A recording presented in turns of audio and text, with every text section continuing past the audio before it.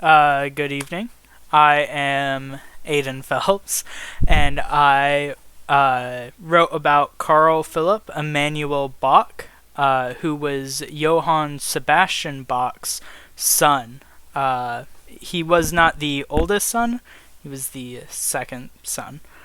Um, so, Carl Philipp Emanuel Bach was born on March 8th, 1714, in Sechsweimer, Germany. Emanuel Bach studied musical composition under his father Johann Sebastian Bach, and Emanuel would say of his father that he had not only been his mentor in composition, but also a dear friend. Emanuel Bach went on to study law in Frankfurt, Germany after his musical instructions, but it appears Emanuel Bach was only ever seriously considering music as a career. Emanuel Bach obtained a job as harpsichordist in Prussia for the then King Frederick II, also known to history as Frederick the Great. Frederick II was a skilled flute player, and he enjoyed his orchestra to the point where he would have the orchestra play every night with him, except on nights when the opera would perform. Emanuel Bach found his role as harpsichordist so tiresome that he resigned in 1767 when he was able to procure a different job as music director in the city of Hamburg, Germany.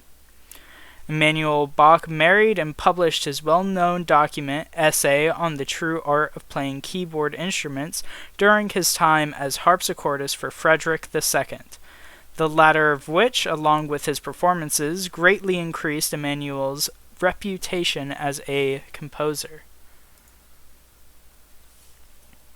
Emanuel Bach was conducting his career at a time when the musical landscape was changing. The Baroque period was drawing to its end and began morphing into the classical era. Emanuel Bach became an early adopter and leader of this new musical style, and despite the experimental nature of this style, Bach was able to expand on his father's strict and calculated Baroque teaching to produce high-quality compositions. Emanuel Bach's Hamburg symphonies and sonatas were especially influential on the upcoming generation of classical composers. Joseph Haydn, Wolfgang Amadeus Mozart, and even Ludwig van Beethoven all publicly noted Carl Philipp Emanuel Bach as a major influence on their work. Later in his life, Emanuel Bach would even use some of these younger composers as an influence in return.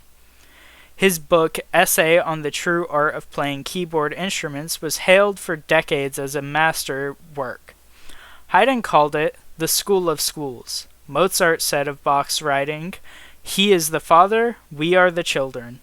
Beethoven, when teaching Karl Czerny, wrote, "Be sure of procuring Emanuel Bach's Treatise." Style.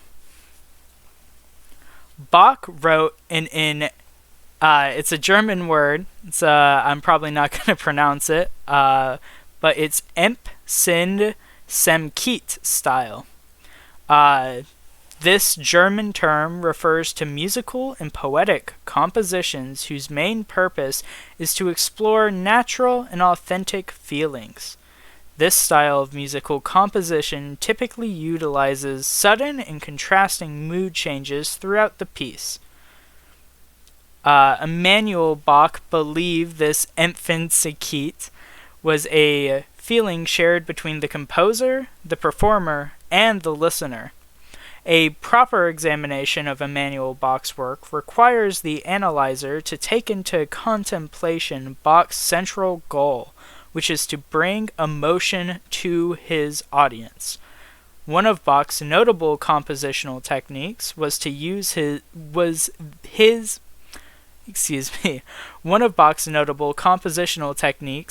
his use of melodic non-consistency.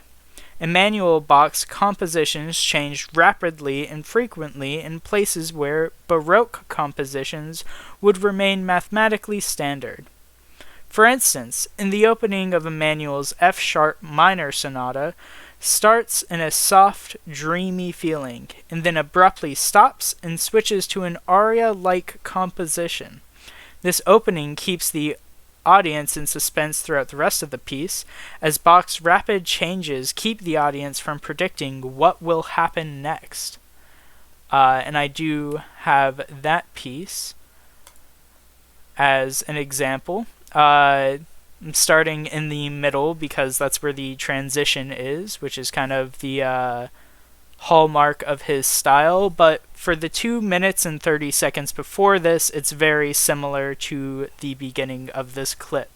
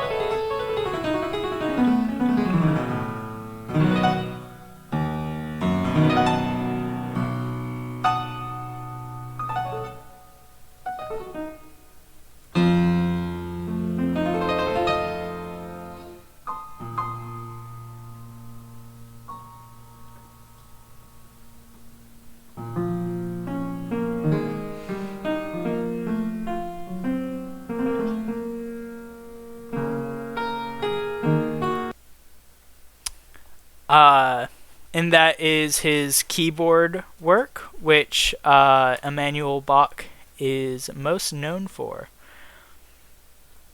This is more of a symphonic piece he has, that it's also, I'm starting more in the middle, so his rapid changes will be more on display, but the beginning of this clip is how the beginning of the song is.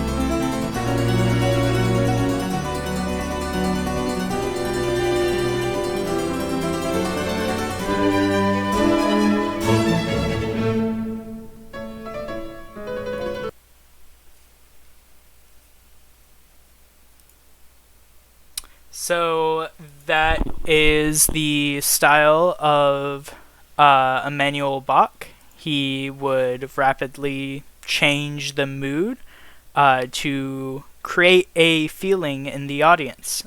He was the very earliest adopter of this kind of technique, really breaking away from the Baroque and one of the first usherers of the classical era.